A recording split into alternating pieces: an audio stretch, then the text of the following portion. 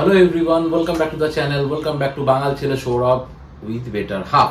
তো অনেক দিন বাদে ভিডিও নিয়ে আসলাম, তার কারণে ইন্টারন্যাশনাল ব্রেক চলছে এবং অনেকেই ন্যাশনাল ডিউটিতে রয়েছে, তাই জন্য আইএসএল এর কোনো খেলা নেই, তাই কোনো ভিডিও আসছে না, লাইভ শো হচ্ছে না, কিচ্ছু হচ্ছে না। তবে আজকের ভিডিওটা কিন্তু একটু কন্ট্রোভার্সিয়াল ভিডিও, বাট কিছু আপডেটসও রয়েছে। সবার প্রথমে বলি জয় বাংলা।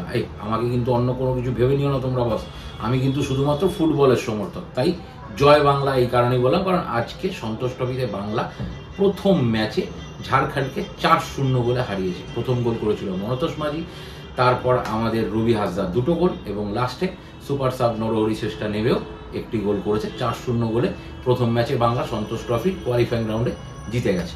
সেকেন্ড আপডেট যেটা দিই সেটা হচ্ছে কি, আজকে থেকে ইস্ট বেঙ্গলের প্র্যাকটিস শুরু হয়েছে। প্র্যাকটিসে মাদি তালাল, সল ক্রেসকো, ডিয়ামান্টাকোস এরা উপস্থিত নেই। সিজাজি মেহের উপস্থিত হয়নি, তার কারণ সে ন্যাশনাল ডিউটিতে রয়েছে জর্ডানের হয়ে। এবং ক্লিটন সিলভা কিন্তু উপস্থিত হয়ে গেছে প্রথম দিনে প্র্যাকটিসে। অস্কার ব্রুজো কিছু প্লেয়ারদেরকে নিয়ে অলরেডি ইস্টবেঙ্গল মাঠে প্র্যাকটিস শুরু করেছেন। থার্ড যেটা আপডেট সেটা হচ্ছে গিয়ে, কালকে কিন্তু একটা লাইভ শোতে আসছি রাত্রি 9:30টার সময় উইথ মিস্টার রঞ্জিত বাজাজ।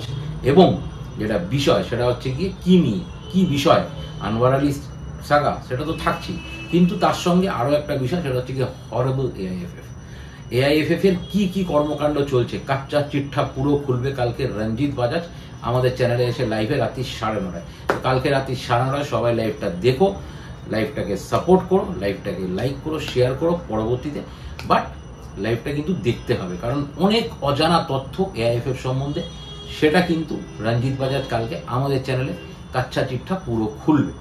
এবার আসি মোস্ট কন্ট্রোভার্সিয়াল পার্ট, আর সবার লাস্টে কিন্তু ট্রান্সফার আপডেট নিশ্চয়ই কিছু থাকবে। রবসন কি আসছে বলছি সবার লাস্টে। তো কন্ট্রোভার্সিয়াল পার্ট, কি কন্ট্রোভার্সিয়াল? লাস্ট একটা ম্যাচ হয়েছিল মোহনবাগান সুপার জায়ান্টের উড়িষ্যার সঙ্গে, উড়িষ্যার মাঠে 1-1 গোলে ড্র হয়েছে ম্যাচটা। বাট এই কন্ট্রোভার্সিটা লাস্ট ইয়ারের থেকে আসছে।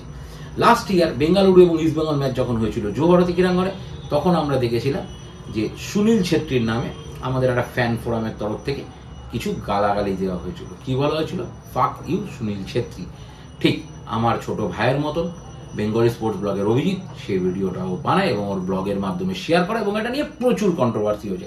ভাই, ন্যাশনাল টিমের ক্যাপ্টেন সুনীল ছেত্রীকে কেন এরকম গালাগালি দিল? ইস্ট বেঙ্গল কিচ্ছু জানে না, ইস্ট বেঙ্গলের কোনো সভ্যতা নেই, ভদ্রতা নেই, কিচ্ছু নেই। বাট আমি তখন অভিজিতের পক্ষে দাঁড়িয়েছিলাম, আমি বলেছিলাম বস, আমরা ন্যাশনাল টিমের ক্যাপ্টেন সুনীল ছেত্রীকে গালাগালি দিইনি, আমরা বেঙ্গালুরু ক্যাপ্টেন সুনীল ছেত্রীকে গালাগালি দিয়েছি। তার কারণ তার আগের আমাদের অ্যাওয়ে ম্যাচ এবং বেঙ্গালুরুর হোম ম্যাচটাতে সুনীল ছেত্রী ডলফিনের মতন ডাইভ দিয়ে পেনাল্টি আদায় করেছিল, যেটা পেনাল্টি ছিল না, সেই জন্য আমরা গালাগালি দিয়েছিলাম।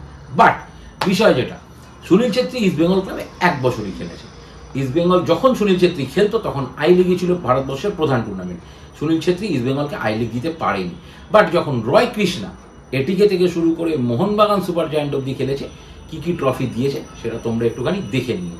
বাট রয় কৃষ্ণাকেও কিন্তু মোহনবাগান সমর্থকরা ছাড়েনি। বাট রয় কৃষ্ণা তো কোনো ডাইভ দিয়ে পেনাল্টিও আদায় করেনি, এমন কিছু হয়নি। বাট রয় কৃষ্ণাকে কি বলেছে মোহনবাগান সমর্থকরা, যারা নাকি একটা সময় মাথায় করে রাখতো রয় কৃষ্ণাকে, একটুখানি ছোট্ট করে শুনে নাও।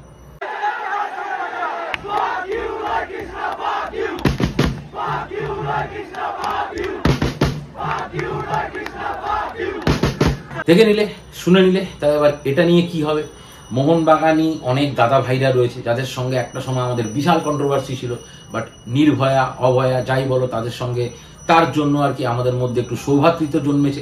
বাট ট্রোলটা কিন্তু ট্রোলের মতোই হবে, এবং আমি আশা করব যে মোহনবাগানি কন্টেন্ট ক্রিয়েটার আমার সেই দাদা, কোন দাদা বলছি বুঝতে পারছো না, আমার বলছি না, আশা করি এই বিষয়টা নিয়ে কিছু না কিছু নিশ্চয়ই বলবে, যে ফাক ইউ রয় কৃষ্ণা, যে মোহনবাগান সমর্থকরাও রয় কৃষ্ণাকে এইভাবে গালাগালি দেয়। সুতরাং ভাই, আমার টিমে যতক্ষণ আছো ততক্ষণ তুমি আমার থেকে গেলে তুমি আমার নও। এটাই হচ্ছে আমাদের ময়দানের কালচার, কোথাও ঠিক কোথাও ভুল, বাট দু টিমের পক্ষই দুটো ক্লাবের সমর্থকদেরই একই মেন্টালিটিতে চলে। সুতরাং কেউ কাউকে নিয়ে বেশি লাফিও না। যাই হোক, কোনোটাকেই সমর্থনযোগ্য নয়, কিন্তু ডিফারেন্ট ওপিনিয়ন থাকবে, মেনে নিলাম।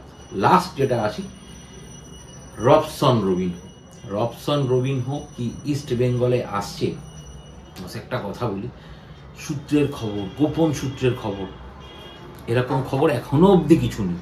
বাট যেটা বিষয়, যেটা শুনতে পাচ্ছি, দুজন স্ট্রাইকার, এক রবসন রবিনহো এবং সেকেন্ড আরও একজন স্ট্রাইকার ব্রাজিলিয়ান, এই দুজনের বায়োডাটা নিয়ে কাজ চলছে।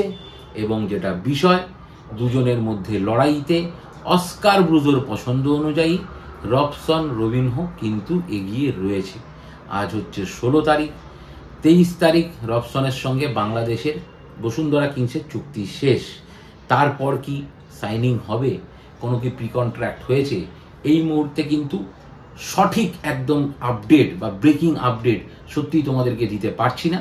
তবে যেইটুখানি খবর, রবসন রবিনহোই কিন্তু চূড়ান্ত হওয়ার পথে অনেকটা এগিয়ে রয়েছে। বাট ট্রান্সফার মার্কেট ভোলাটাইল, কখন কি হয় কেউ জানে না, লাস্ট মুহূর্তে বাজি ঘুরেও যেতে পারে। তবে গতি প্রকৃতি যেদিকে, তাতে রবসন ইস্টবেঙ্গল জার্সি পড়লেও পড়তে পারে। আবারও বলি, আগামীকাল রাত্রি 9:30টায় রঞ্জিত বাজাজের সঙ্গে লাইভ। সবাই লাইভটা দেখো, এনজয় করো, নিজেদের কোশ্চেন রেখো, ভালো কোশ্চেন থাকলে নিশ্চয়ই আমি তুলে মিস্টার রঞ্জিত বাজাজকে জিজ্ঞেস করব। তো আজকের মতো এই ভিডিওটা এখানেই শেষ করলাম। জয় ইস্ট বেঙ্গল, সবাই সুস্থ থেকো, ভালো থেকো।